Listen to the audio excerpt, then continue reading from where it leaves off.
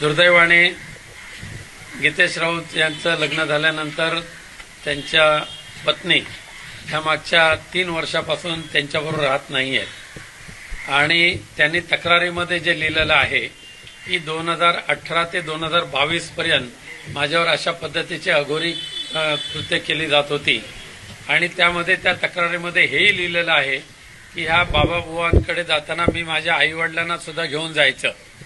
मग आई वडील जर तिच्याबरोबर होते आणि 2018 आणि 22 ह्या कालावधीमध्ये जर असे प्रकार होत होते तर ताबडतोब त्यांनी तक्रार का केली नाही?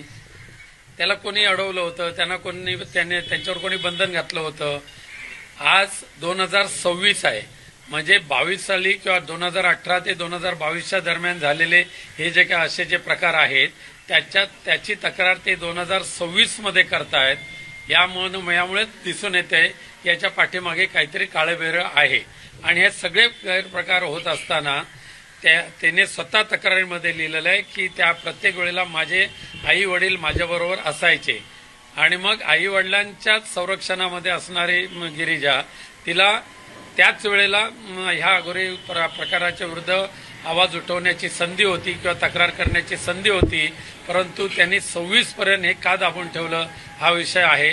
पण त्याचं खरं कारण असं आहे की आता गिरिजा राऊत यांनी डीवीची सूट फाईल केलेली आहे गेल्या महिन्यामध्ये आणि त्याच्यापूर्वी सुद्धा आमचे वकील आणि त्यांचे वकील यांनी ह्यामध्ये तडजोड करावी डीवीमध्ये यासाठी काही बैठका घेतल्या होत्या.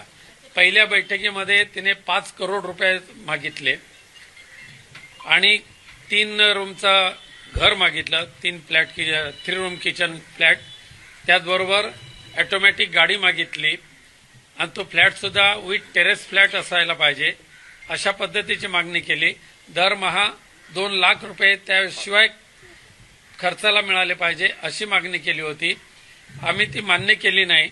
मग त्यानंतर पुन्हा तिने डीवीचं जे नोटीस दिलेले आहे आत्ता हे माझ्या हातात आहे ते, ह्या डीवीच्या नोटीसमध्ये 20D प्रमाणे कौटुंबिक हिंसाचार वगैरे ते काय नोटीस दिली. त्याच्यामध्ये आर्थिक अनुतोष रक्कम रुपये दरमहा 5 लाख, तसेच कायमस्वरूपी आर्थिक अनुतोष रक्कम 10 करोड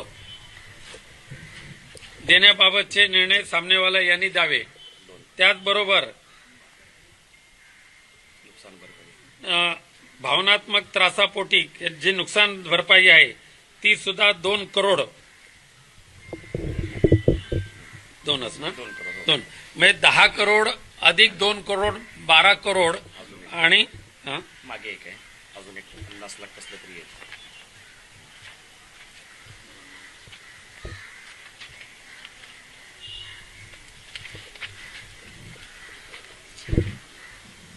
भेटत नाही, ठीक आहे. अजून एक 50 लाख.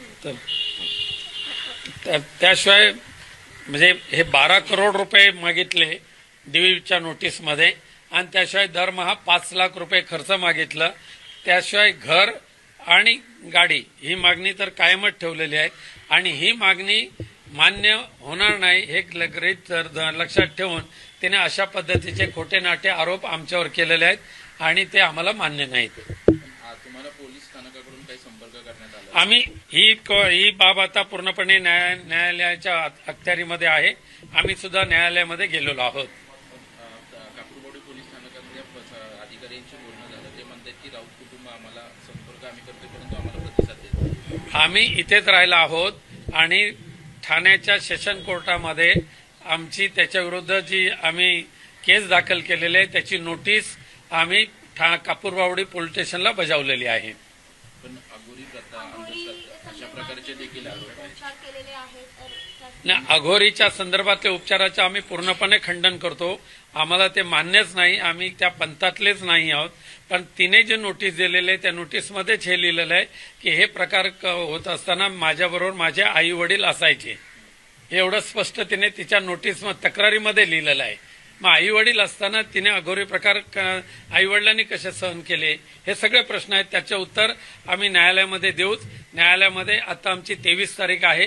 नक्कीच न्यायदेवता आम्हाला यावर न्याय देईल अशी मला खात्री आहे.